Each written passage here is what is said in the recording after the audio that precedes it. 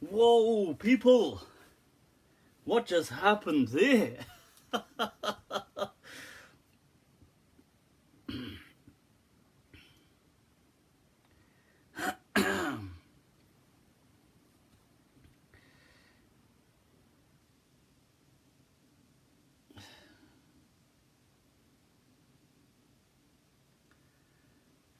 Whoa, I'm back, I'm back. What just happened there? You know what? Speaking so much about the jinn,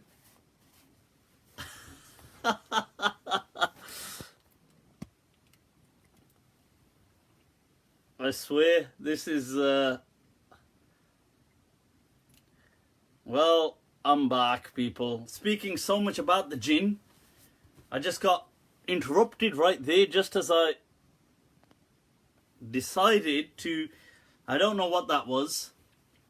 Ahlan wa sahlan bikum, people. Ahlan wa sahlan. Welcome back, welcome back, welcome back. I don't know how that got interrupted all of a sudden, but it just suddenly did.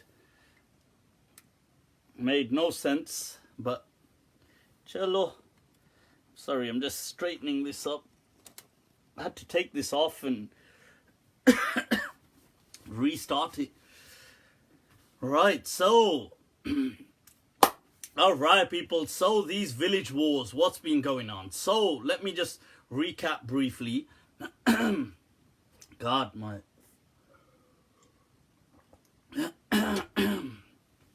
just seeing if I had a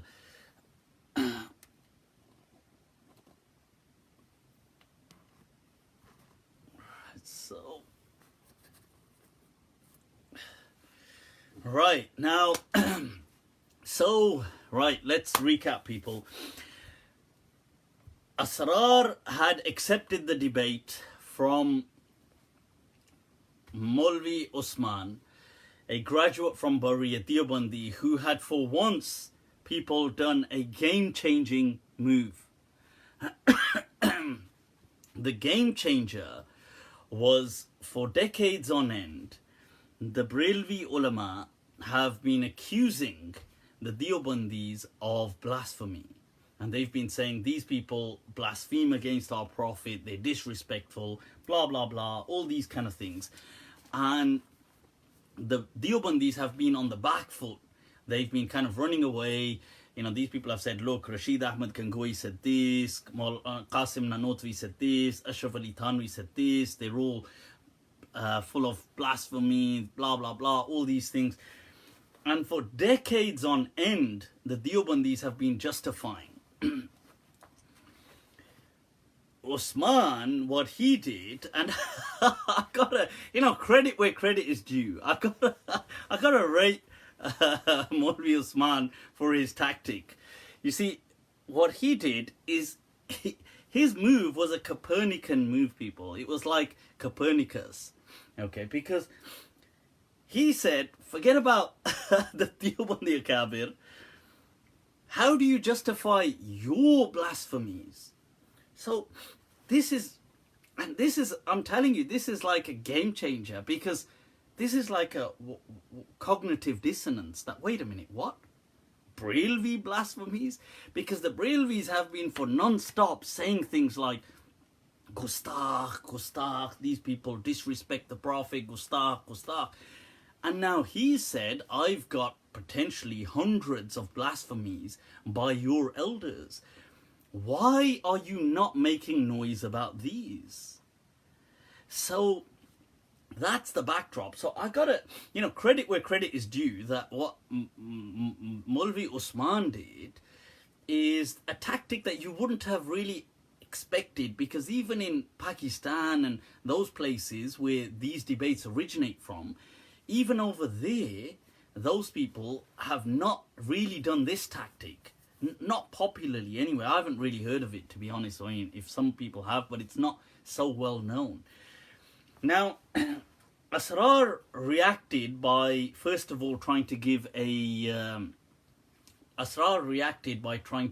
very a lovey-dovey we should all be friends and brothers and that kind of stuff, which was an interesting tactic, I think. I thought, acha, this is, I thought, you know, this is interesting because when you look at Asrar's YouTube channel or his videos or his Facebook page, you just have to go down slightly to see all these, you know, whether it's posts or videos or clips he's made calling against these groups and calling them kuffar and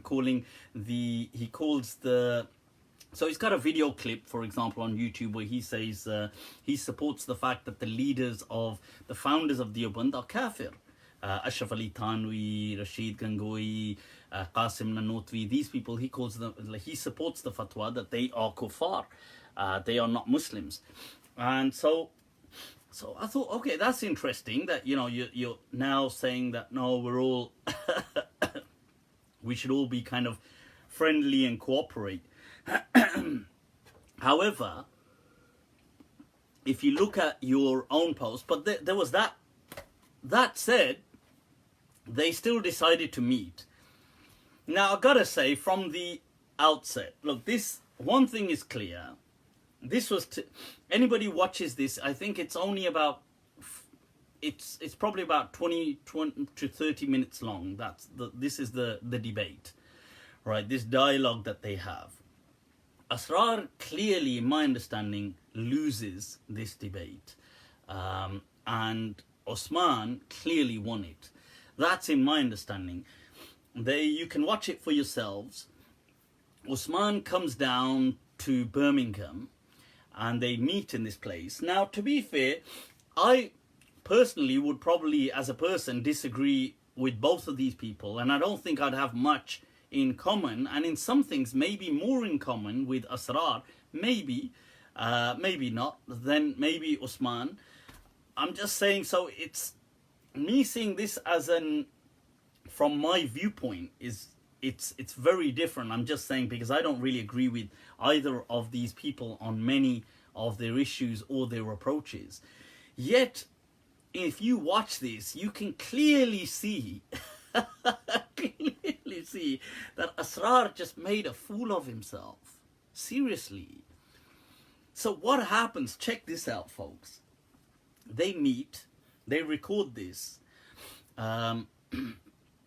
Asrar begins by saying that I'm going to put 3 things down. I don't know, and he goes on that we're going to talk about something, we're going to set out these conditions. And we're going to agree to debate according to the Rashidiyah. Now, this is an interesting point that I'm going to have to come back to, okay? Because this turns out to become the gospel for Asrar. It's also the get-out clause and the exit card. He then, from the offset, says that if you say no to any... Like, he begins by saying, I want you to introduce yourself. And I can't remember, something else. And we're going to discuss according to the rules of the Rashidiyah.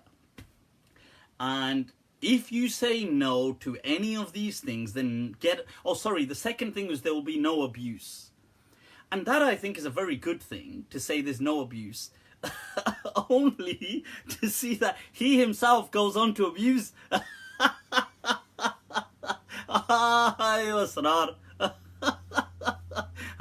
Hamari cat or hum pe attack. Meow. This is the line of Ahl Sunnah people. Meow. Right, so, but I thought that was a good rule, although it was a useless rule, because he himself goes on to violate it not so long after. But he says, none of us will be abusive. We must show respect. Anybody abuses, they must immediately leave. If your people speak, they must immediately leave. Blah, blah, blah, blah, blah. All this. So the abusive thing, I fully support. I thought that was a good point. Put forward by Asrar, but then violated by him. Right, now, the third point was this Rashidiyah, this book, this sacred Rashidiyah, right? We're going to come back to that. Now I think Asrar says that, look, if you're going to say no to any of these, then now get up and leave. I thought that was just bang out of order. That, what the hell? Like, how can you invite somebody?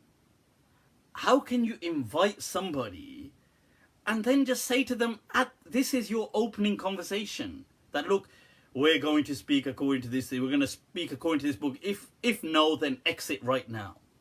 What is wrong with you? I mean, the person's come, talk to the guy, for God's sake, or just don't invite him. Like, I think, look, what is wrong with you? Just don't invite people for a conversation, or invite them and have a conversation. Like, I don't see what the big deal is in, if we're going to speak according to this, if not, then you can get up now and leave. So that I thought was as dumb as it got. Then it came to Usman.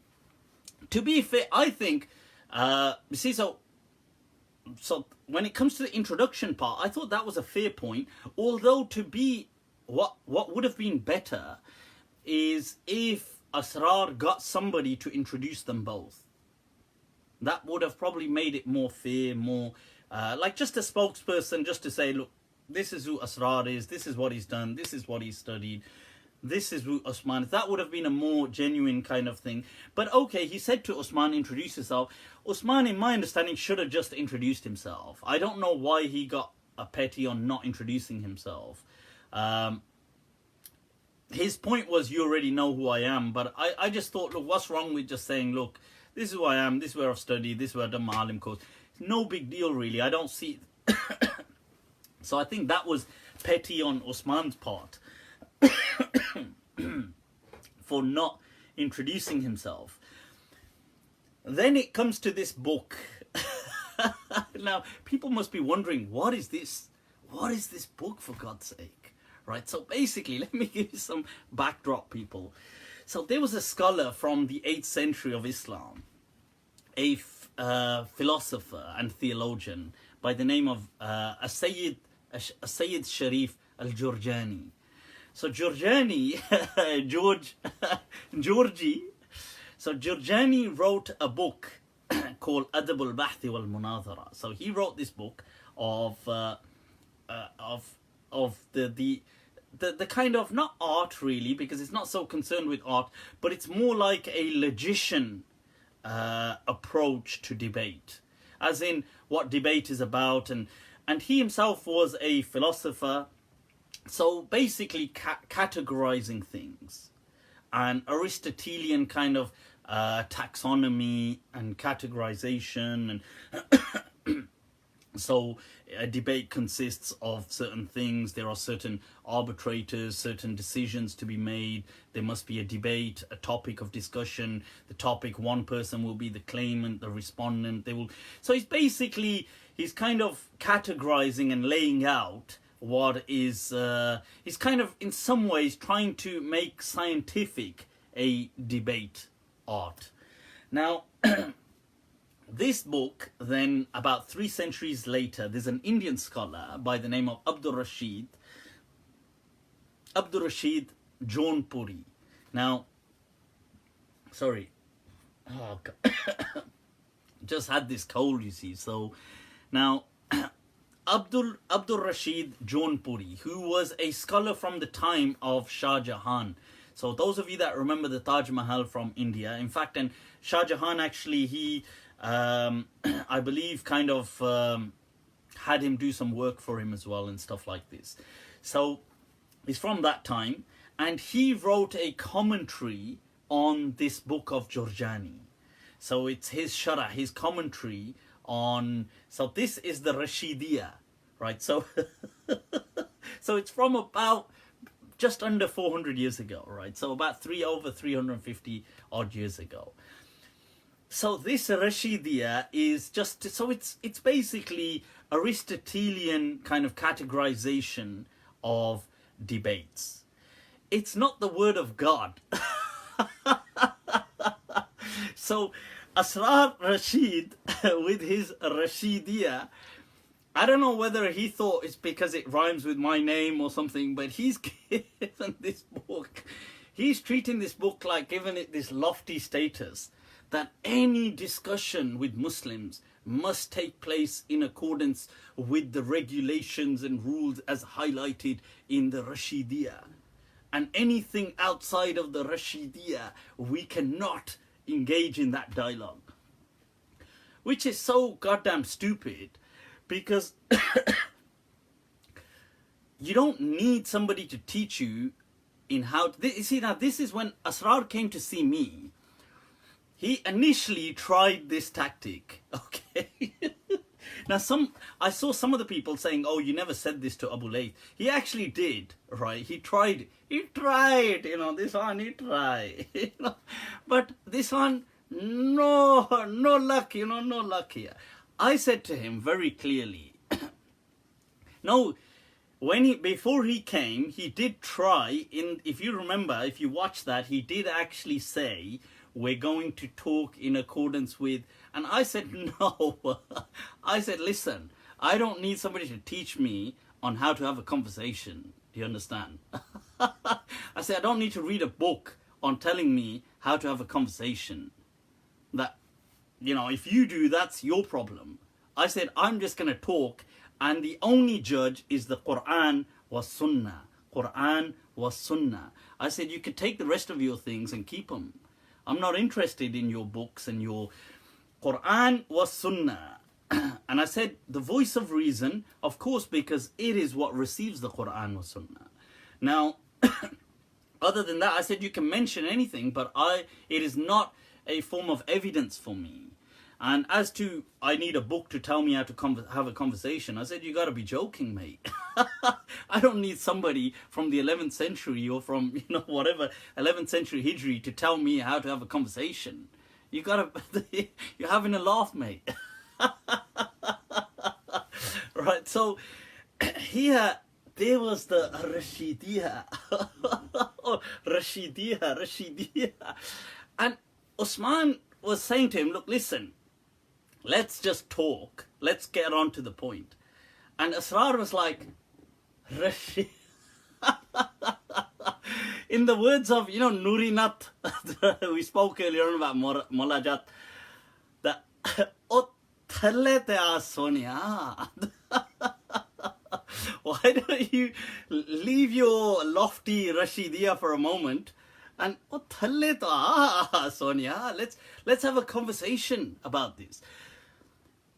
Now the debate got so petty, Asrar became obsessed with me, non-stop mentioning Abu Layth. You know, Abu Layth didn't know this book either. Abu Layth also didn't understand these kind of things. If you see that this is the same thing that Asrar does everywhere.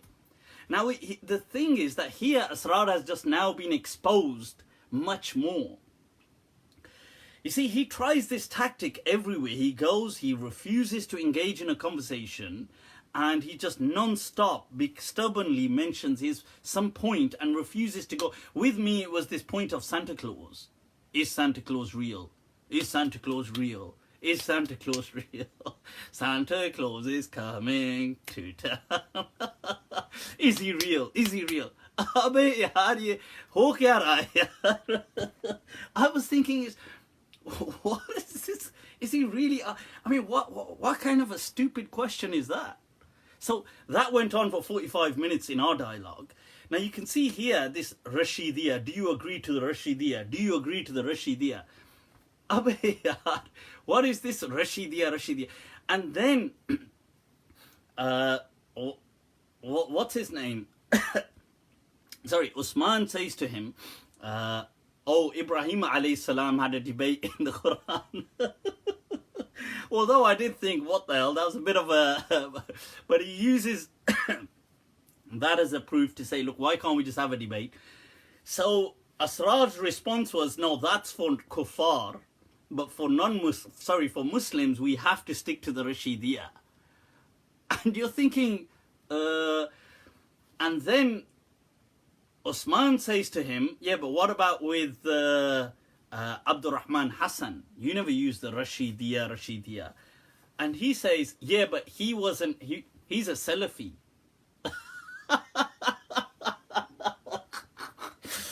Yeah, at this stage, even the Aristotelian categorizations were like looking at Asrar like, यार ये drama क्या चल रहा है यार ये drama क्या चल रहा है what is going on here what is this oh yeah but Abdul Rahman Hassan was a Salafi and he said oh what do you mean he's not a Muslim he said no of course he's a Muslim but he's a غير مقلد he's like but what's that got to do with anything and I mean this whole thing and Asrar non-stop kept mentioning me oh Deobandis, they don't know how to produce scholars. They produced Abu Layth. Binoria produced Abu Layth.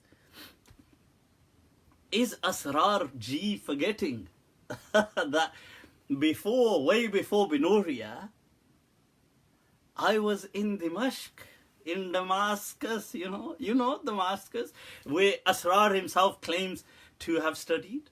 I too spent a few years there, before him. So this is the shocking thing. And then I studied at Pir Karam Shah Saab's place in Islamabad. But purposely, playing sectarianism. And I give credit to Usman actually here for not engaging that point.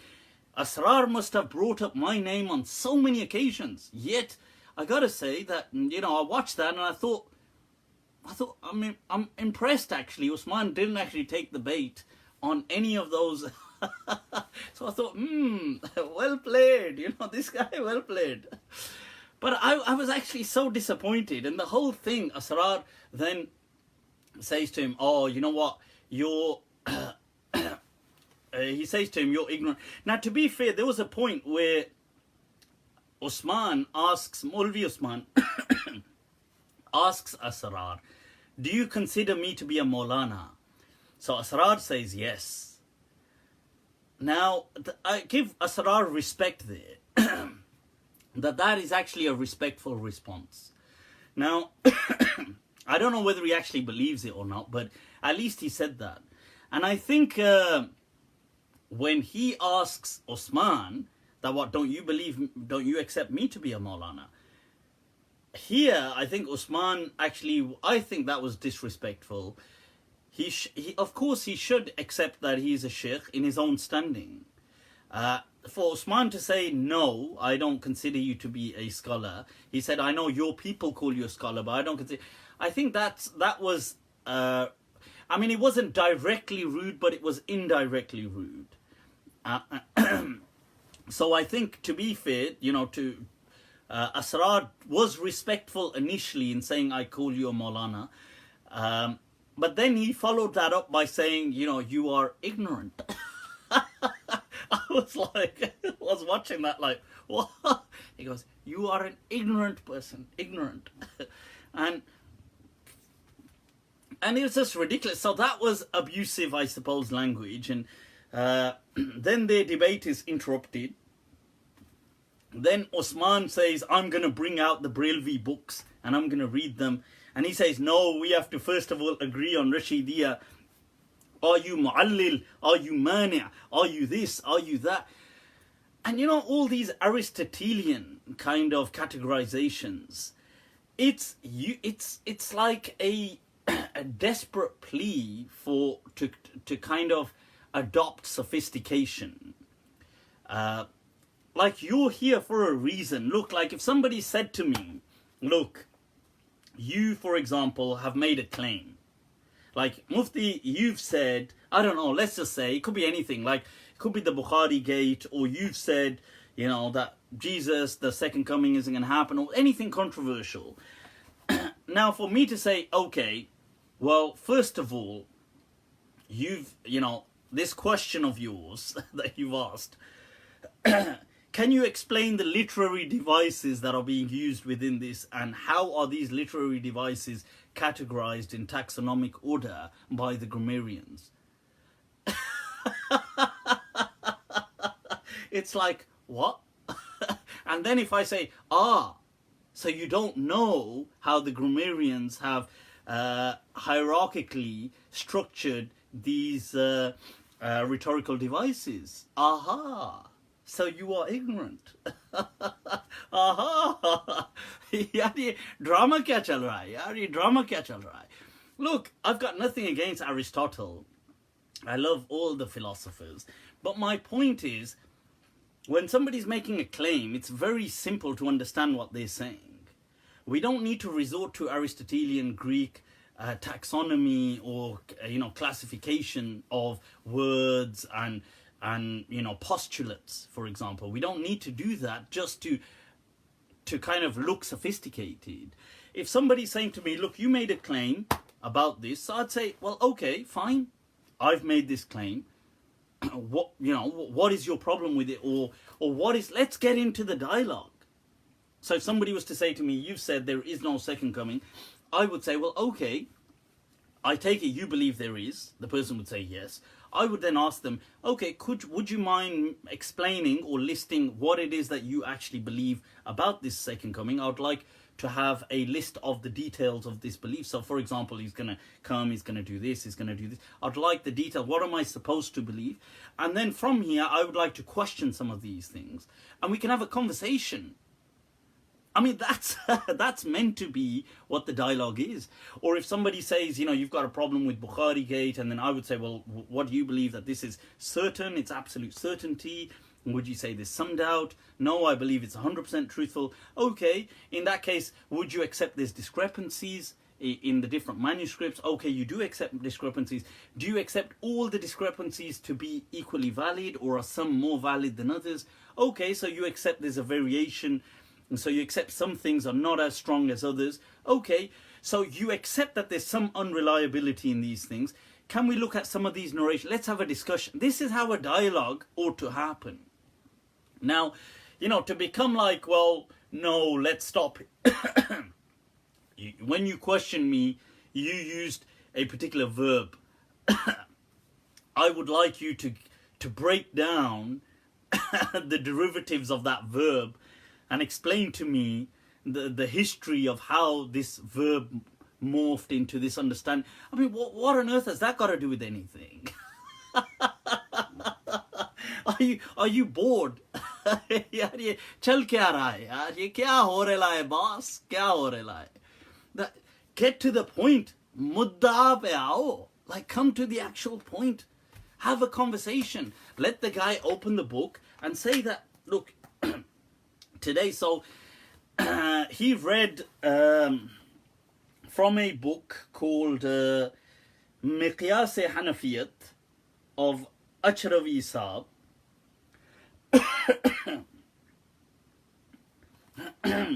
So Maulana Usman, or this Maulvi Usman, in one of his video clips, he reads from one of these books and he highlights that, look, this book says that the Prophet is present when any couple anywhere are having sexual intercourse. So he says, is this not ridiculously blasphemous? That, what do you mean the Prophet is present? Why would the Prophet want to be present? What does this mean? This is blasphemy. And because the Brilvis always, and Asrar for a decade at least, has been championing this thing, blasphemy cannot be tolerated against the Prophet, blasphemy, blasphemy. So now it's about time you stand to that test and say, well, okay, well, you're right, that is blasphemous, so we disown it. Or maybe he was saying this, and give it a context. But what is this, like, oh, then you can get up and leave, or then you can, if you speak outside of this Rashidiyah. Even Abdul Rashid Jompuri Sahib in his grave will be like, yaar, who's given me this importance? Yaar, ye Asrar kaun hai, yaar? Even he must be so intrigued in his grave that he must be thinking, even in my own lifetime, nobody took me this seriously. He must be making dua for Asrar from his grave. Usually people make dua for the dead. Here you must have the dead making dua for the living. He must say, Wah, Ya Allah, Wah, Wah, Dil khush kar diya yaar. I like it, you know, this one is Rashid, Asrar Rashid, and this Rashid, you know, friend.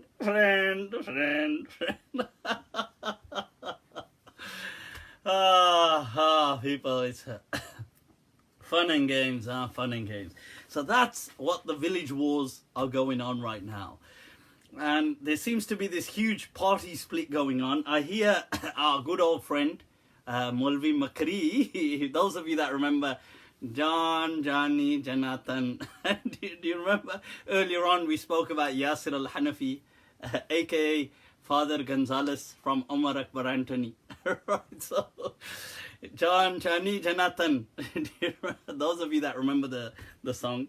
So I hear there's all these around this village war. This village, we can take this village. This reminds us of like the war taking place in Sholay. You know Sholay, the movie Rampur. Rampur ke Sholay is going on, right? So Yasir al-Hanafi, Molvi Makaria here, he's taken sides with Asrar, even though, so you have this new Dio Brelvi alliance. Ye dosti hum nahi bhulenge. So, and that's because, believe it or not, folks, he's turned his back on the other Deobandis. My intel tells me, my ISI intel tells me that he's turned his back on the other Deobandis because, and he's called his own Deobandis to boycott those Deobandis and to aid Asrar. Why? Because Asrar has also refuted a common enemy. Upon me, yaar. I'm the enemy of my enemy is my friend. friend. So this is going on in the background. I hear all of this is going on. Yaar, ye Rampur mein ho kya raha hai? Yaar, Rampur ke Sholay. That's what's going on. So I don't know whether there's going to be more of these dialogues or debates to come, but the Mufti Masala will be there for the review. I look forward to them. So my message to Asrar Ji, Ar-Rashidiyya. Where's Ar-Rashid? Ar-Rashidiyya, yeah? Yaar ko Ar-Rashid, yaar ko Ar-Rashid. Yaar, wuzu karo yaar, without wudu, touching Rashidiyya. Oh, astaghfirullah. Rashidiyya. Allah. Oh, sorry, wrong religion. Rashidiyya. We're not worthy. Right, so, people, right, with that, I'll leave you all till this coming Monday. Catch you then. As always, it's been awesome, people. Into the new year, all these laughs, mashallah. May Allah forever keep each and all of us laughing. Take very good care of yourselves. Till next week, stay blessed. Wassalamu alaikum wa rahmatullahi ta'ala.